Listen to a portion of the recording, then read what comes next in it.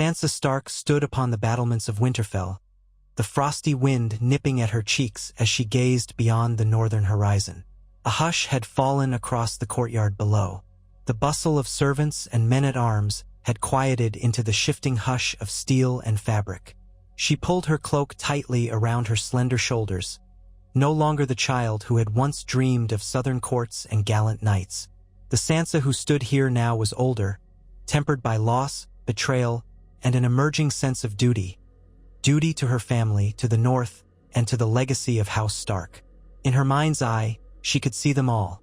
Her father's grim set of jaw when he'd spoken of duty, Robb's determined stance before he marched off to war, Arya's quicksilver smile, Bran's inquisitive eyes, Rickon's little fists clinging to her skirts, and Jon's quiet loyalty.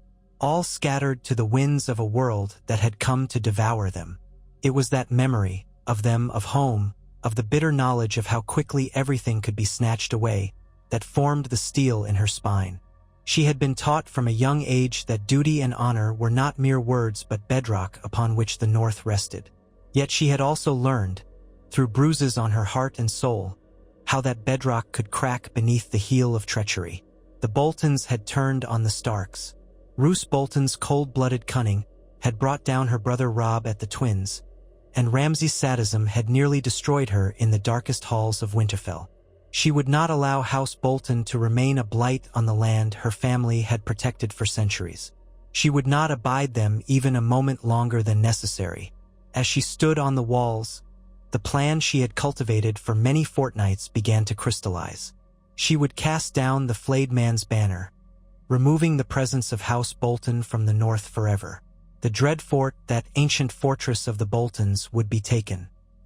She herself would claim it, not to rule from there, but to establish Stark dominion so that no new evil could ever be seated in its dark corners.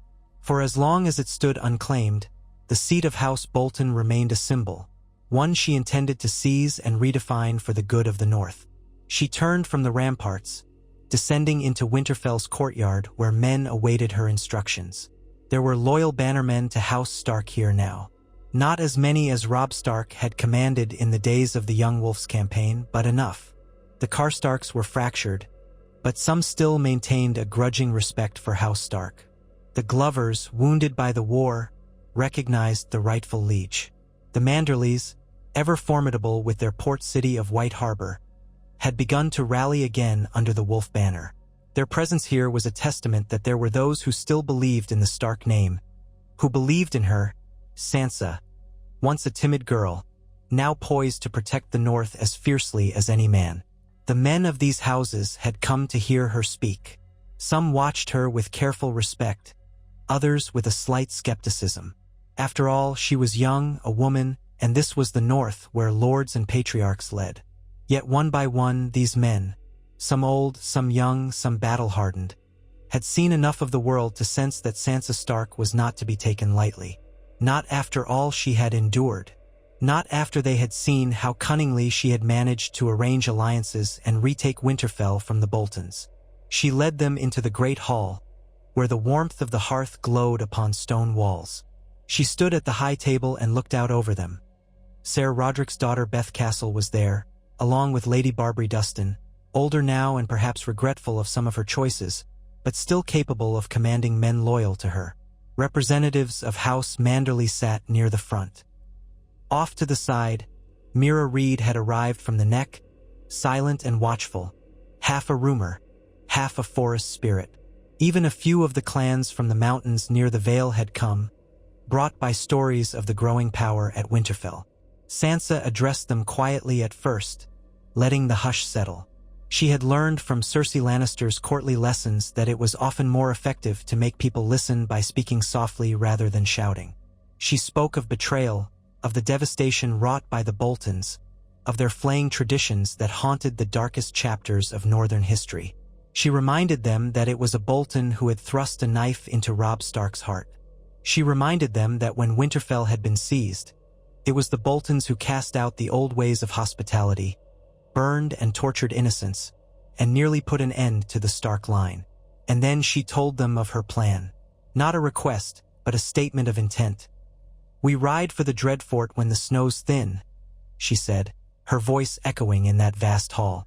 House Bolton tried to extinguish the wolves from the north. For too long, we have allowed them to infest their seat. No more. The Dreadfort is ours to claim, ours to extinguish their threat once and for all. The Boltons would have had us kneel, would have devoured our children in dark dungeons. We will not kneel. We will not let that banner of the flayed man stand another day. Will you ride with me?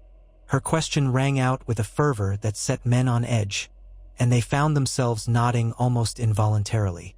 There were murmurs at first, then a rising chorus of assent. For the North remembered.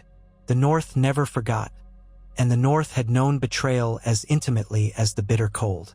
These men, who had once followed Robb Stark or had heard legends of Brandon the Burner and Torrhen the King who knelt, saw a flash of that old Stark fire in Sansa's eyes. Here was a woman who had been pressed down by the Lannisters, by the Boltons, even by the unrelenting cruelty of the wars that had ravaged the Seven Kingdoms. Yet here she stood, unbroken, still a Stark of Winterfell. When the meeting ended, her war council began.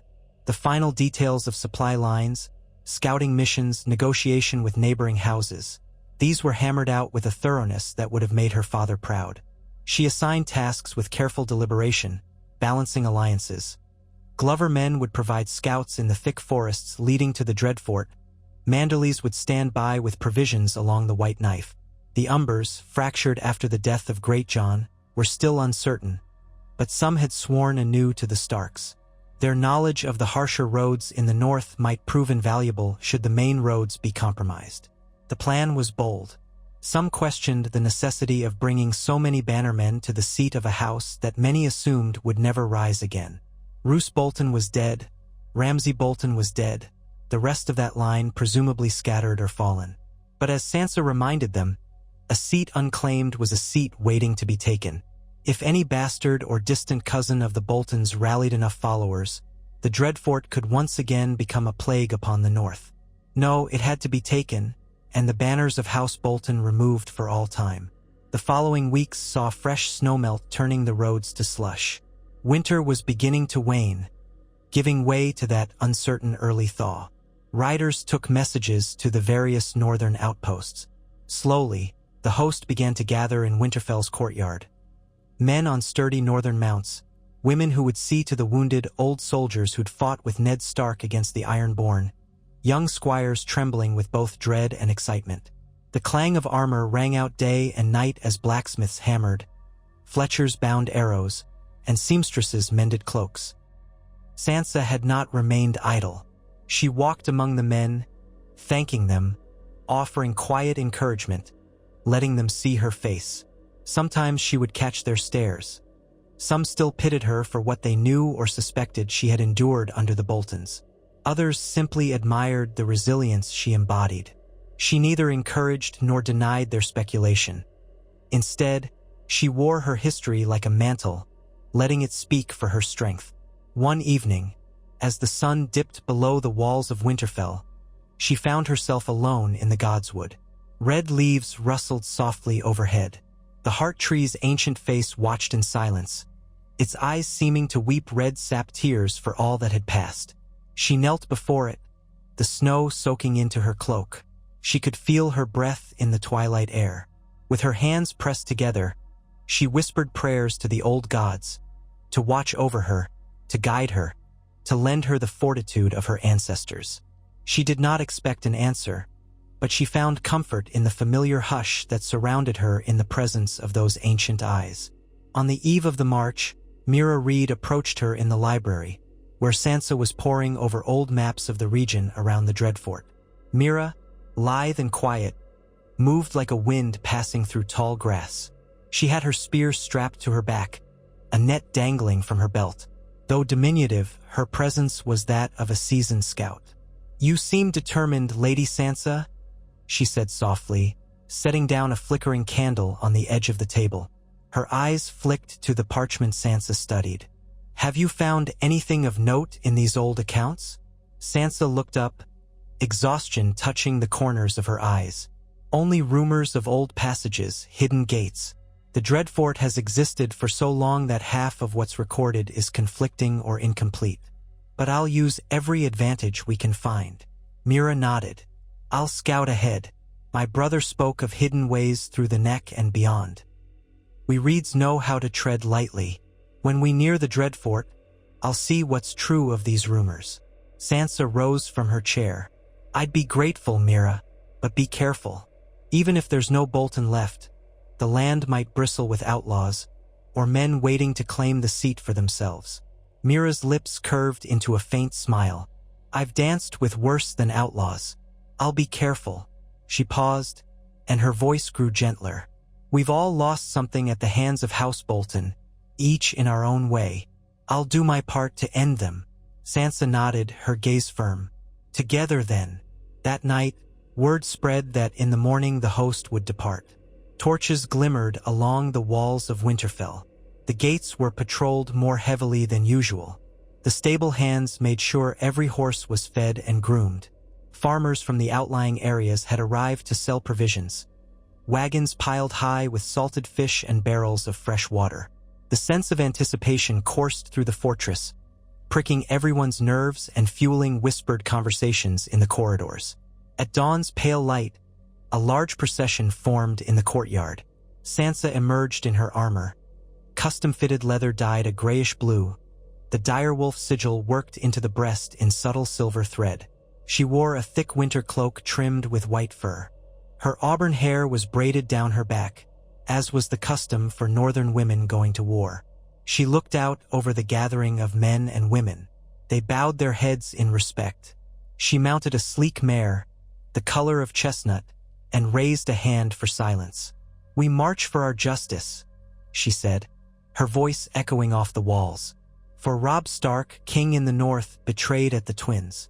For the people tortured within these very halls. For the memory of all the Stark bannermen who fell believing in a future free from treachery. We claim the Dreadfort so that none shall ever again raise the flayed man's banner against House Stark." With that, the gates opened, and a long line of riders and footmen poured onto the snowy road. It was a force that, though not large by southern standards, held a unity of purpose that shone through the gloom of the North's waning winter. The banners rippled overhead.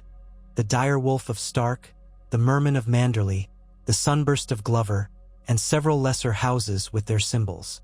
At the forefront rode Sansa, her breath frosty in the early morning chill, her eyes set on the path ahead.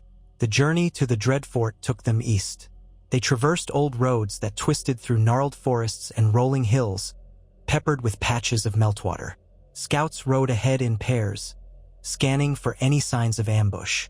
Mira Reed slipped ahead of even those riders, disappearing into the marshes of the neck, planning to meet them further along.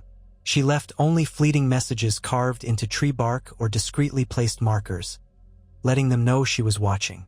Though the spring thaws had begun, the north remained treacherous. There were late-season snow flurries that slowed their pace.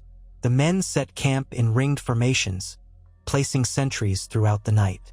The crackling fires and the scent of cookpots lent the camps a fleeting sense of normalcy amidst the tension that weighed upon them. Sansa found her rest difficult. Nightmares clung to her, half-formed memories of cruelty inflicted by Ramsay Bolton and the cold emptiness she had felt in King's Landing. But she woke each morning, steeling herself anew. After a week's march, the land grew wilder. The trees seemed older, their trunks twisted as if by some ancient sorrow. Crows gathered on bare branches, their cries echoing in the stillness. The further east they pressed, the more looming the presence of the Dreadfort became, an unseen weight. Men spoke less around the evening fires. Even the horses seemed uneasy. On the 8th day, Mira Reed appeared just after midday, slipping into camp without fanfare. Her damp boots and the mud clinging to her cloak spoke of her stealthy travels. She asked for Sansa directly, and they spoke in the latter's tent, a modest but well-guarded structure in the center of camp. "It's as we thought," Mira reported. "No sign of living Boltons, but there are men, outlaws perhaps, or broken men from the war, lurking around the fortress. They've taken up in the outskirts maybe a score or two. The Dreadfort itself appears lightly manned, but they've barred the gates." Sansa listened, her expression grave.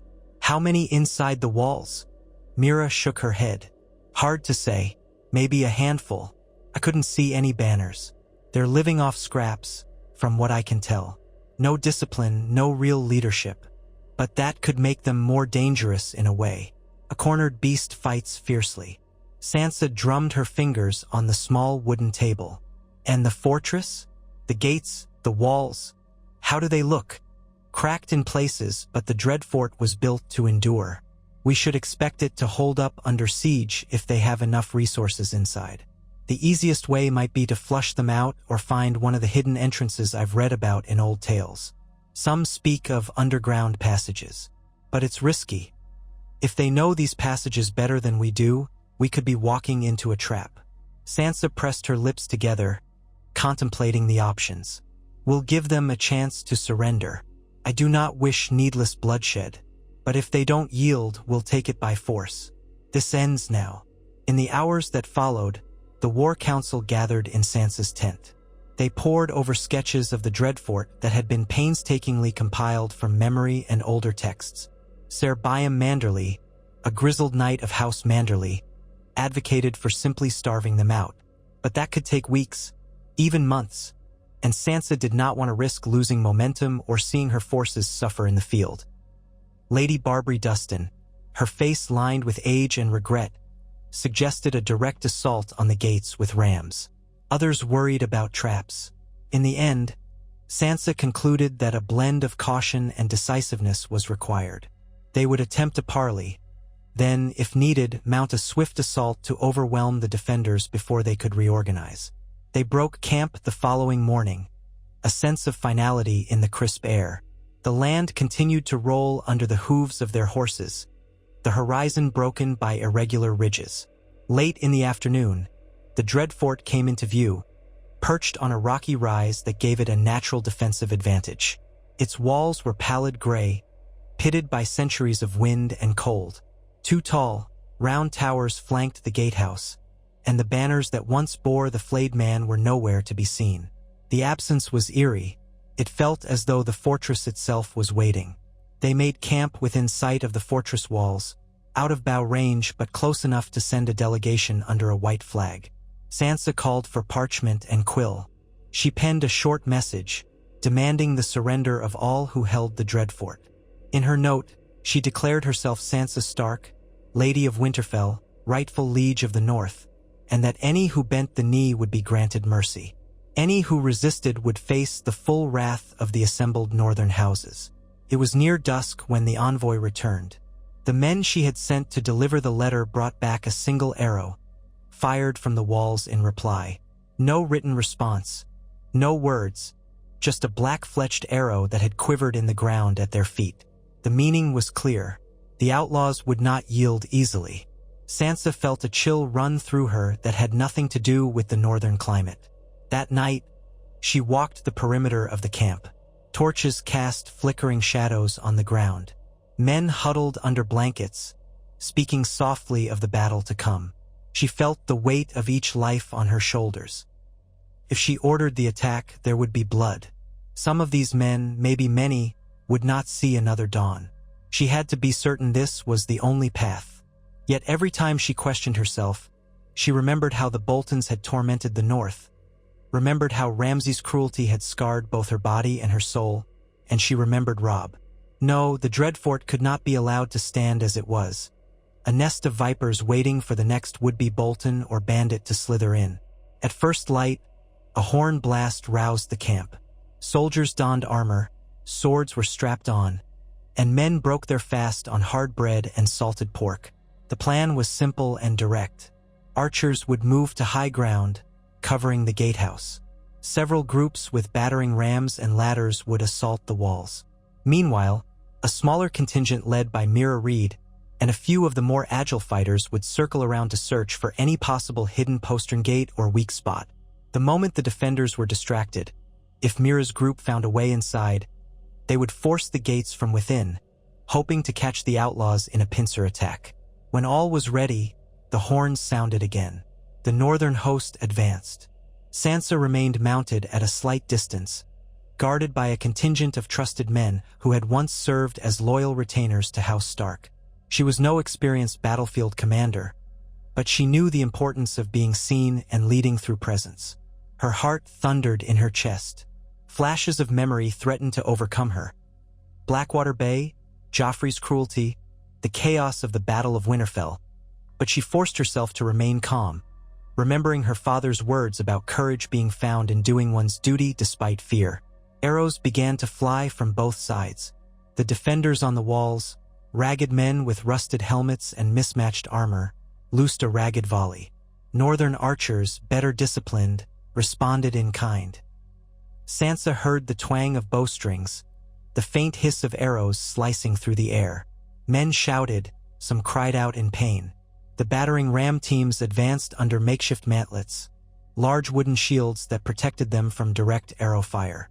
The heavy ram slammed into the gates with a resounding crash that echoed across the field.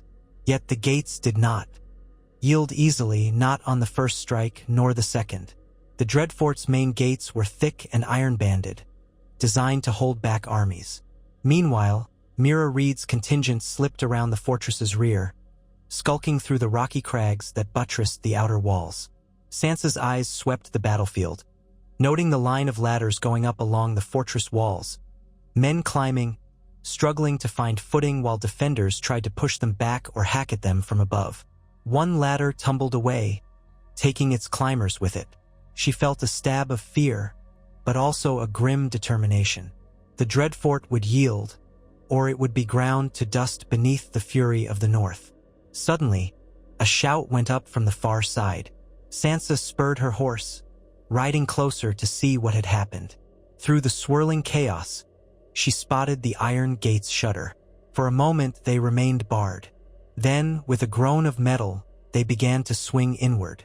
A great roar erupted from the northern men. Mira Reed had succeeded. She had found a postern gate and forced it open from within, allowing the main gates to be unlatched. The northern host poured into the courtyard of the Dreadfort, surging with the momentum of a raging river. The defenders were caught unawares, many already engaged at the walls. Sansa watched from the outer edge, seeing shapes moving in the half-light, hearing the clang of steel on steel, the screams of the wounded. It was a horrifying cacophony, yet she steeled herself, riding in behind her men. Inside, the courtyard of the Dreadfort was bleak. Cobbled stone, mud, and patches of slush from the receding snow. The bodies of the outlaws who had resisted lay where they had fallen, mingled with the broken forms of northern soldiers. Already, some outlaws were throwing down their weapons, trying to surrender. Others fought like rabid animals, preferring death over captivity. Sansa dismounted as the last skirmishes died down. The stench of blood and sweat clung to the cold air. She could see wounded men, some crying out for the mother they'd never see again, others staring blankly at the sky. Her gut twisted. She had ordered this, and she would carry this burden. She would also see it through. Taking a deep breath, she called for her guard to bring any prisoners before her. They gathered 6 men, all bruised and bleeding. Their eyes flicked about like cornered dogs. One man spat at her feet but said nothing. Another, older and missing an ear, sobbed uncontrollably. The rest simply stared at the ground, or stared at her with a mixture of terror and desperation. Sansa raised her voice so that all could hear. "I am Sansa Stark, Lady of Winterfell, and by right, Lady Paramount of the North. You have taken up arms in the Dreadfort. By doing so, you have claimed the seat of House Bolton, traitors to the North, whose vile deeds will never be forgotten. Some of you fired upon my envoys, spurning my offer of mercy. But I offer it once more. Bend the knee, swear yourselves to House Stark, and your lives may be spared. Resist, and you'll die." One man, dirt smudging his face, staggered forward, half collapsing to his knees. "I yield, milady," he rasped, tears glistening in his eyes. "I lost my farm to the war. I had nowhere else. I swear, I never wanted to harm no one." The old man with one ear mumbled something incomprehensible and sank to his knees as well. The others followed suit, except for one who looked at Sansa with eyes filled with a bitter rage. He lunged for a discarded knife, but an arrow from one of the northern archers caught him in the chest before he could advance. The man fell in a heap, blood spreading across his tunic. Sansa closed her eyes for a moment, swallowing hard. She ordered the prisoners to be taken into custody, to await a final judgment after the fortress was fully secured. Then she took a measured look at her men, those who had survived the assault. Some knelt to check on fallen comrades. Others stood guard on the walls, making sure no further threats remained. Slowly, the chaos subsided, replaced by the methodical business of securing the fortress. She walked through the halls of the Dreadfort with a retinue of armed guards. The fortress was bleak, its corridors dimly lit by narrow windows. Occasionally, they passed a tapestry, usually threadbare and moth-eaten, sometimes depicting scenes of old Bolton's flaying enemies. Sansa felt a deep revulsion. She ordered the tapestries torn down at once. She could almost sense the ghosts lingering here, the specters of countless victims. In the lower levels, they found signs of more recent atrocities. A torture chamber still rank with the scent of blood and worse. Sansa felt her stomach clench. Memories of Winterfell's dungeons, of Ramsay's cruelty, threatened to overwhelm her, but she forced them back, pressing on. She had to see the full extent of what they had reclaimed, so that she could purge it entirely. Gradually, word spread that the fortress was theirs. The outlaws had been slain or captured, and no hidden Bolton heir emerged from the shadows. The men cheered, though it was subdued by the knowledge of their fallen brethren. Sansa called for the direwolf banner to be placed at the highest tower. It fluttered in the northern wind, a stark gray wolf against a field of white. For the first time in centuries, the stark sigil flew from the ramparts of the Dreadfort. Night fell. The fires in the great hall were lit, though few found much revelry in the aftermath of battle. Sansa allowed a small measure of ale to be distributed, but the night was primarily for tending to the wounded and for quiet reflection. Those who died were laid out in rows in the courtyard, covered with simple cloaks until they could be buried or returned to their families. Sansa sat in what had once been the Bolton Lord's Solar, a modestly sized room with a large window overlooking the courtyard. Dark wooden paneling lined the walls, and the furniture was sparse. She could feel the presence of ghosts here. Roose Bolton had likely plotted vile deeds in this very room. Ramsay, too, might have lurked about, planning his torments. She stared out the window, arms crossed, cloak draped over her shoulders. She had taken the Dreadfort. It had cost lives, but the seat of House Bolton now belonged to House Stark. Part of her felt a quiet sense of triumph.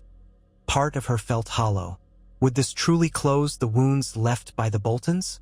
Would this truly erase the horrors inflicted upon her and upon the North? Perhaps not.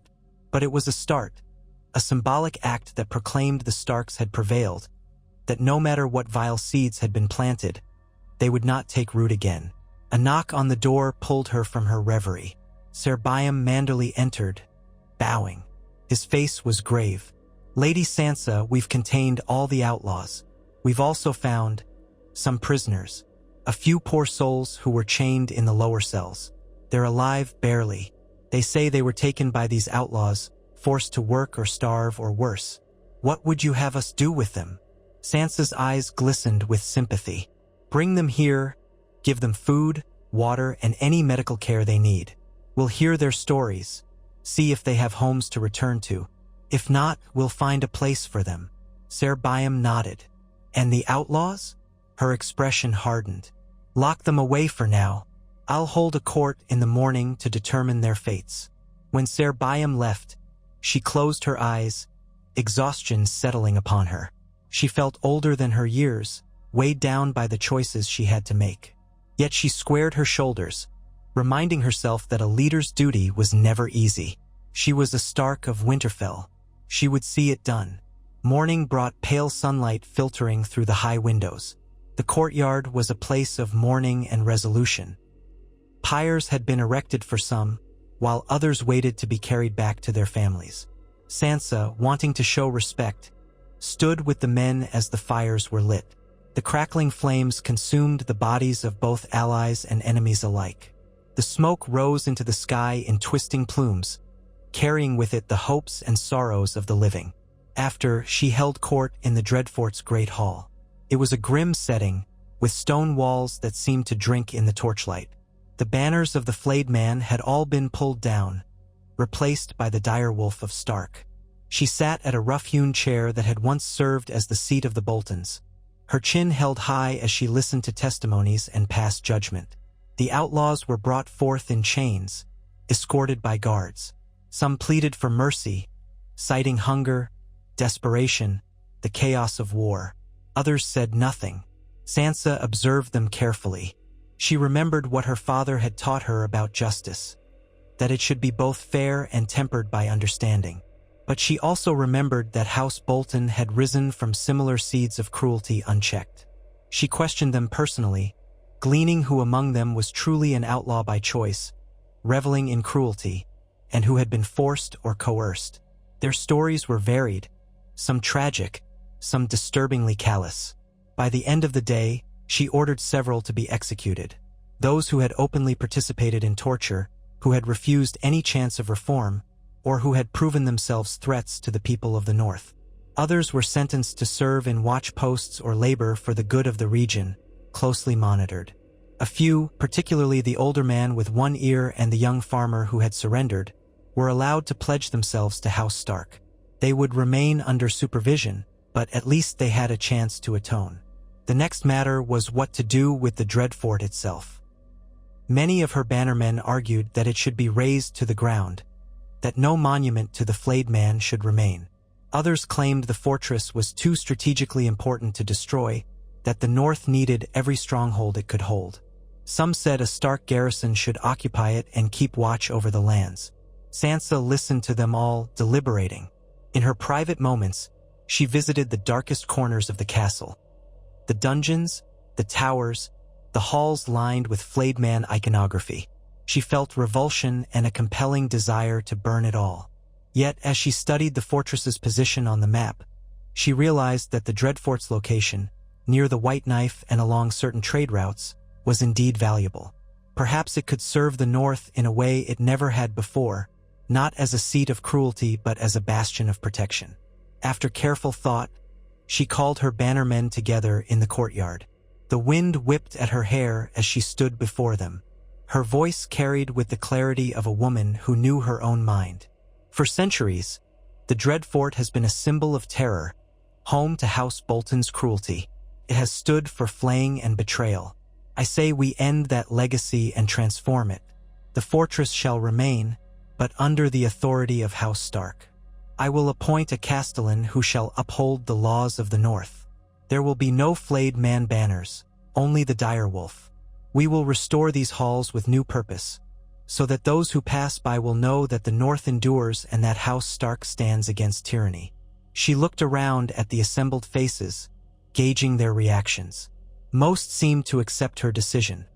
A few bore expressions of distaste at the thought of preserving the fortress at all. But Sansa pressed on. The old gods teach us that from death can come renewal. The Dreadfort will no longer be a place of dread. It will be a place of watchfulness, vigilance. Let no one say that the North leaves its homes to rot and invites evil to return. We will occupy the Dreadfort, ensure it cannot harbor foes, and use it to protect our people. A ripple of murmurs spread through the courtyard. Then Ser Byam Manderly and Lady Barbary Dustin nodded in agreement. The men cheered, though some half-heartedly. Sansa knew there would be challenges ahead, that many in the North would forever hate these walls for what they represented. But if she had learned anything, it was that the world was rarely simple, rarely black and white. Sometimes one had to reclaim even the darkest places to prevent darkness from sprouting anew. Within the week, she appointed a loyal northern knight, Ser Dermot Ruttiger, a man of unblemished reputation for fairness and bravery, as castellan of the Dreadfort. He would oversee a small garrison of men drawn from various houses, ensuring no single house could claim undue influence here. They set about cleaning the halls, tearing down Bolton insignias, burning the old implements of torture. It was a monumental task, but day by day, the fortress took on a new character. Sansa oversaw the distribution of supplies to the small folk in the region. The outlying hamlets, once terrorized by Bolton men and later by outlaws, were hesitant to accept Stark rule at first. Fear lingered in their eyes. But when they realized Sansa's men brought food, offered protection, and did not flay or punish without just cause, hope began to blossom in their hearts. People ventured to the Dreadfort seeking shelter, reporting bandits or monsters in the woods. Ser Dermot handled their concerns with a firm but just hand, always mindful that Sansa's vision was of a North united under fairness, not oppression. Yet for Sansa, this was not home. Winterfell still called to her, and her responsibilities there were vast. Once she had seen that the garrison was established, that order was restored, she readied to depart. On the morning of her departure, she stood atop the battlements with a handful of her closest advisors, Mira Reed, Lady Barbary Dustin, Ser Byam Manderly, to say her farewells to Ser Dermot and the men who would remain. "It has been a dark place," she told them quietly, her voice catching on the wind. "But now there's a light here, a chance for something better. The North needs guardians in every corner, even in the shadow of the old horrors. Guard it well." She descended to the courtyard, where her horse awaited. Before mounting, she paused and looked back at the fortress's high walls. The direwolf banner caught the morning breeze, snapping crisply. She felt a stirring of emotion. Perhaps the day would come when people no longer shuddered at the name Dreadfort. Or perhaps that name would remain a reminder that evil could arise from any seat of power, and thus vigilance was forever required. Mounting her mare, Sansa led her party away. The roads back to Winterfell were still rutted with mud and slush, but she felt a growing sense of calm. She had come to the seat of House Bolton. She had broken the last vestiges of their rule, and she had claimed it not for destruction but for renewal. This was her mark upon the North, one that echoed her own life. She had been brutalized, but she had not been broken. If the Dreadfort could be redeemed, so too could she fully reclaim her strength. The journey home felt lighter somehow. They moved at a comfortable pace, stopping in villages to reassure folk that the old threat was gone and that the new castellan at the Dreadfort served the Starks. At each stop, they were greeted with wary smiles, a testament to the scars left by war and betrayal. Nonetheless, more often than not, those smiles grew genuine when they heard that Lady Sansa Stark herself had established a fair garrison at the once feared fortress. As Winterfell's towering walls rose on the horizon, Sansa felt a surge of warmth and relief. The seat of House Stark, battered by war, burned, occupied by traitors, yet still standing, a testament to the resilience of her family and their people. She crossed the drawbridge, hearing the calls of recognition from the guards on the walls. Lady Stark returns. The courtyard bustled with life, servants, messengers, stable hands. She dismounted, patting her mare's flank, and handed the reins to a stable boy. Already, the steward approached with parchments and concerns requiring her attention. She heard snatches of talk, an impending trade caravan from White Harbor, a dispute between two lesser lords over land boundaries, a sighting of possible wildling raiders far in the north. Yes, the duties of Winterfell awaited her.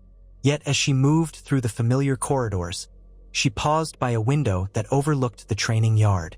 In that moment, she recalled standing here as a young girl, watching her brothers train with wooden swords. She had been so certain that her future lay in the south, in tournaments and courtly graces. How naive she had been, how blind. A smile tugged at her lips, one that was both sad and determined. She had changed, yet she was still Sansa Stark, and this was her home. That evening, she held a small gathering in the Great Hall. Not a feast. There was little appetite for grand celebrations in a land still recovering from war, but a modest supper where the lords and ladies who had returned from the Dreadfort or waited in Winterfell could share news.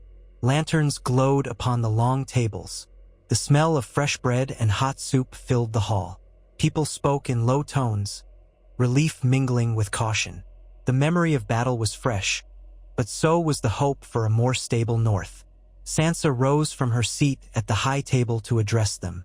She looked over familiar faces and new ones, people who had stood by her side in this campaign. Lady Barbary Dustin, a complicated ally whose old grievances had not entirely faded, but who recognized the value of unity. Mira Reed, quiet and guarded but steadfast in her loyalty to the Starks. Ser Byam Manderley and other knights who had proven their worth in battle. There were also a few young lords, uncertain but eager to see the North prosper. Her voice, though soft, carried through the hall. We have eradicated House Bolton, securing the Dreadfort under Stark rule. No longer will the flayed man's banner fly in our lands. There were losses and we mourn them, but this is a new beginning. We will protect our borders, care for our people, and mend the scars of war. Let the tale be known throughout the North and beyond. The Starks have reclaimed all that was ours, and we will ensure peace. A muted cheer rose. Fatigue and sorrow still weighed on their spirits, but there was also a sense of affirmation. In the days that followed, ravens flew from Winterfell to every corner of the realm. Each missive proclaimed that the Dreadfort was under Stark control, and that all true Northerners were welcome to come forward with any grievances or claims. Trials would be held for any lingering criminals, and the North would stand united. Over time, the ramifications of Sansa's decision to occupy the Dreadfort became clear. The fortress's strategic location improved patrolling and trade routes. Bandits who once preyed on travelers in the shadow of those dark walls now found themselves confronted by well-armed patrols loyal to House Stark. Small folk in the surrounding area, once terrorized by the Boltons, slowly began to trust the new administration. Settlements grew, farming resumed, and the uneasy hush that had blanketed the region began to lift. In Winterfell, Sansa's rule solidified. She appointed advisors to help manage the daily affairs, men and women who had proven their loyalty through word and deed. Peace never came easily in Westeros, but for the moment, the North knew a respite from the near-constant strife that had defined recent years. The black wings of ravens still carried tidings of chaos elsewhere. Conflicts in the Riverlands, power struggles in King's Landing, but Sansa's attention was on her land, her people. Every so often, she would reflect on what might have been had the Boltons been allowed to fest. The seeds of their cruelty could have sprouted again, watered by the blood of the innocent. Now, with the Dreadfort claimed and the Boltons eradicated, that specter was banished from the North, or so she hoped. She would remain vigilant, for that was what the old gods demanded in a world like this. The memory of her father's voice often returned to her in the Godswood, particularly at twilight. The man who passes the sentence should swing the sword. Sansa had passed sentences, but in her own way, tempered with mercy where possible, forging alliances where beneficial, but showing no quarter to the cruel and treacherous. The blade she wielded was as much cunning and diplomacy as it was steel. It was the blade of resilience, sharpened by her trials in King's Landing and Winterfell's darkest days.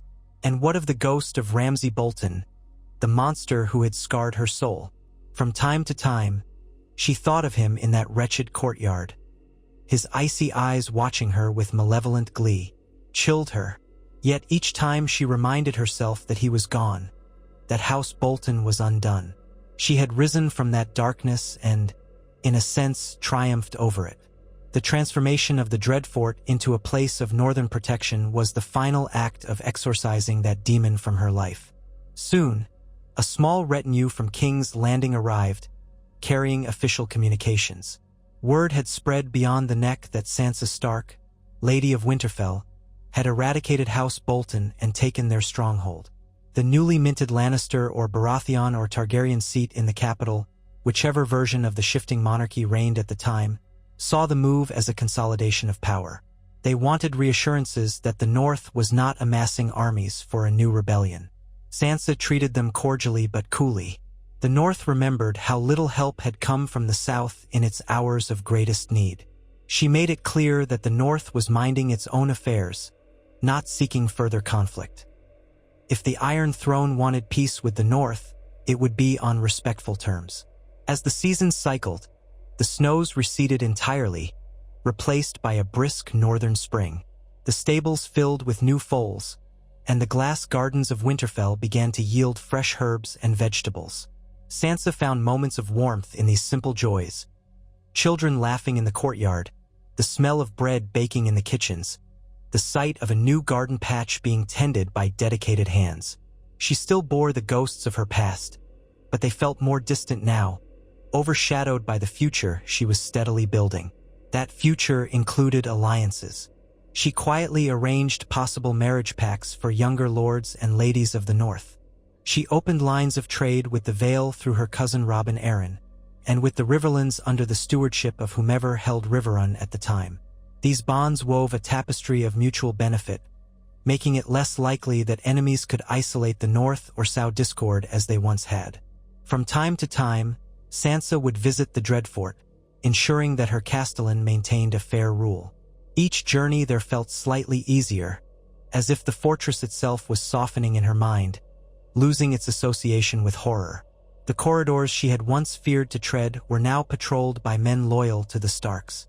The Great Hall, once echoing with screams, was now a place where travelers could find lodging and small folk could petition for justice.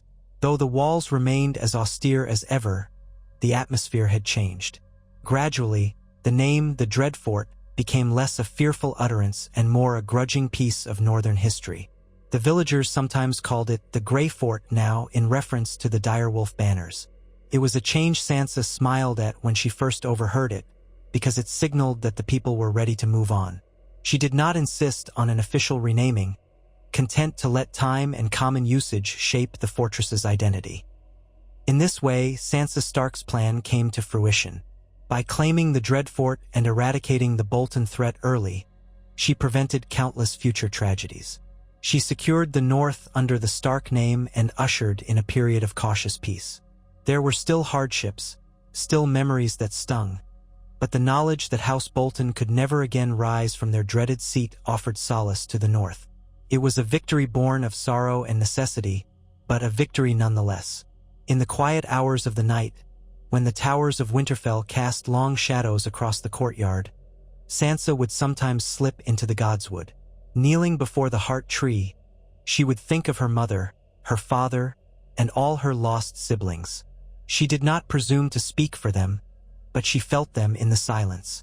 She would close her eyes and let the stillness envelop her, feeling a faint sense of their presence in the weirwood's ancient gaze. No answer came, no sign from the old gods, but she felt a certain peace. In her own way, she had avenged them. She had protected her home, ensured that none would again suffer under the Boltons as they had. And perhaps, in some corner of the spiritual realm, her family watched with quiet pride as she carried the Stark legacy forward. Life continued. The northern snows would come again, and with them new challenges: wildling raids, internal squabbles, rumors of White Walkers lingering in half-believed tales. But now the North stood more united, more sure of itself under the watch of Lady Sansa Stark. If a man so much as whispered the name of House Bolton, he would be met with scorn and reminded that the flayed man's banner had been torn down and burnt, never to rise again. Years passed. Children who had been born after the war grew up hearing only stories of the Boltons' cruelty, never experiencing it themselves. The Dreadfort became a post for skilled knights and new recruits, a place where they learned discipline and how to guard the eastern passes. Occasionally, travelers from far-off lands would arrive, whispering that they had come to see the fortress once known for terror but now synonymous with northern vigilance. They found no horrors waiting in the corridors, only cold stone and watchful eyes. And so, in the tapestry of northern history, Sansa Stark's reclamation of the Dreadfort joined the annals of great deeds. Songs might not have been sung about it in the south, where the politics of King's Landing overshadowed all else. But in the north, where the long memories of the people wove truth and legend together, the story of how the Boltons were eradicated and their seat claimed by a once gentle wolf grew into a testament of the Stark spirit. The final whisper of House Bolton vanished into dust, replaced by the unyielding truth that even the darkest stronghold could be brought into the light under the unwavering resolve of a Stark. And in the darkest nights, when the winds howled around Winterfell, Sansa knew that if her family could see her now, they would know she had done what she must. The North was hers to safeguard, and the Dreadfort, once a nest of nightmares, had become a sentinel watching over the realm, forever under the vigilant eye of the wolf.